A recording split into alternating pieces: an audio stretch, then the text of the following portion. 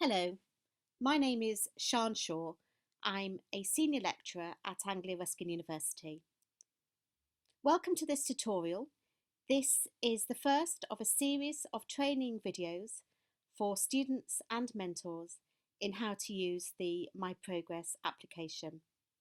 In this tutorial, we'll go through logging on to the MyProgress app and how to register as a mentor on the system.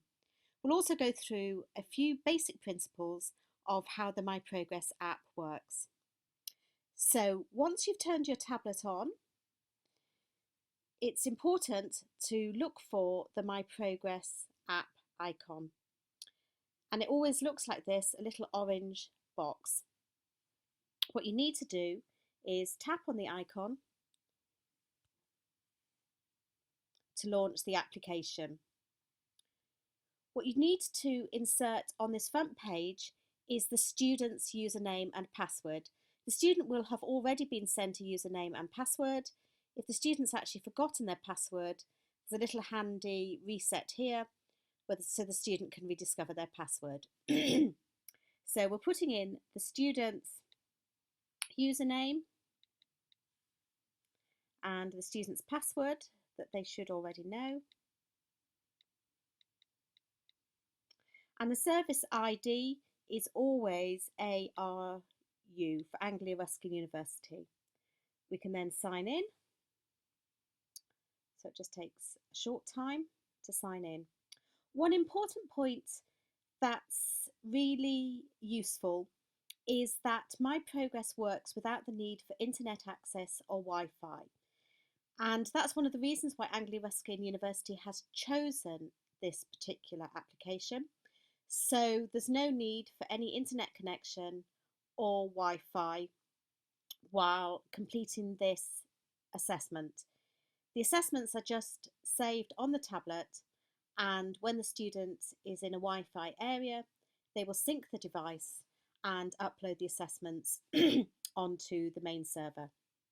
So the first thing that you need to do as a mentor is to register.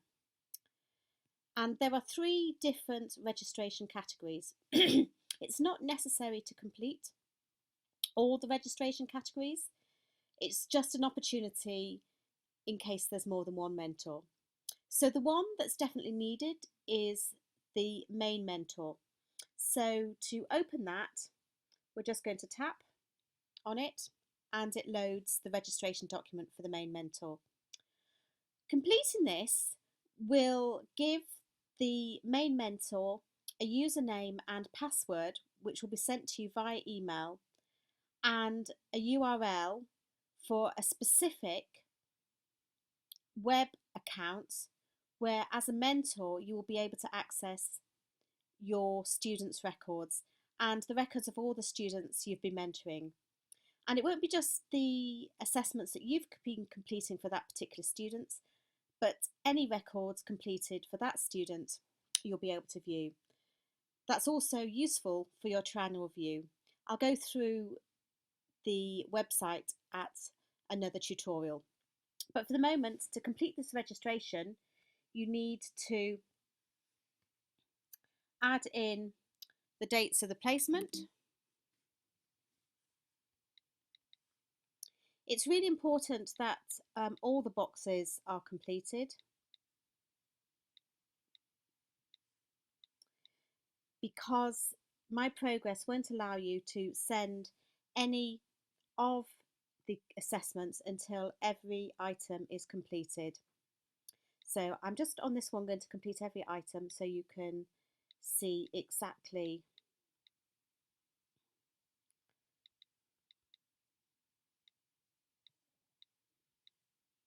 how that's going to look. So we're saving each section. You're going to add your name as a mentor.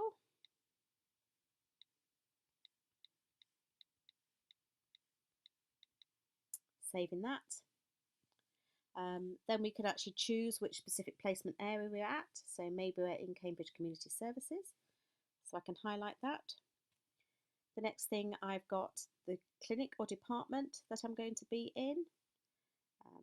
We'll just call it Elf Ward.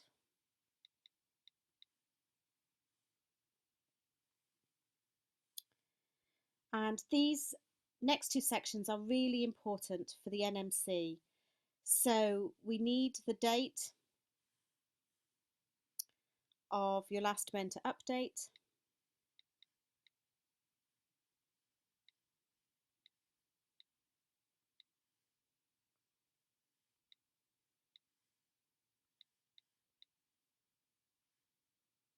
and the date of your next triennial review.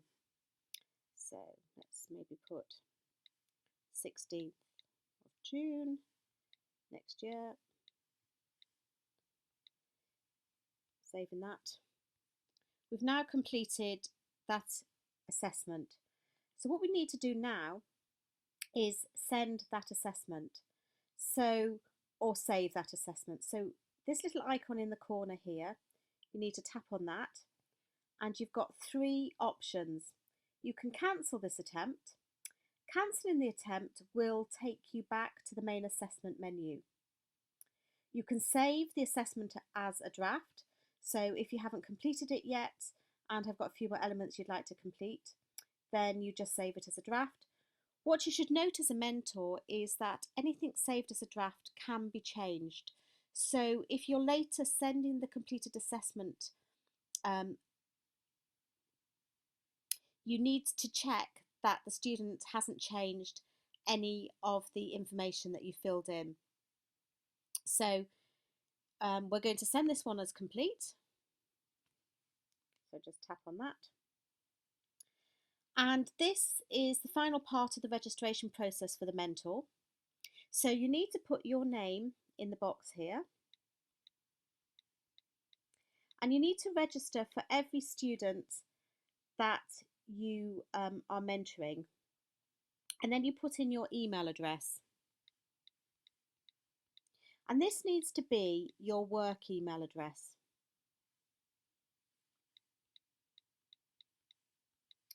I'll explain more about that in a minute. So, what happens when you click and send this as OK? Several things happen. One is, as a mentor, you'll be sent an email to this account that you've put in here, the email address that you've actually completed here, telling you that you've completed this assessment. To this email address, you will also receive a link to a URL plus a username and a password. And that has set you up for your own account in which you can access the internet anywhere you want on a desktop computer or a laptop, and you'll be able to view all the completed assessments for that student. You could also complete assessments on that account if you want to, but you should always be with the student when you're completing the assessments. So clicking OK here sends the assessment as complete and returns you to the main menu. One important point to note is the mentor's email address is a very important resource to stop fraudulent completion of any of the assessments. How this actually works, for all the assessments you complete, you'll be asked to input your email address. And how that makes it secure is you will receive confirmation to your email account and to the web account that's been created that you completed that assessment. If you didn't complete that assessment, so for example, if a student uses your email without you knowing it to verify an assessment, then you'll get notification of that, and you should contact the educational champion to alert them to that fact.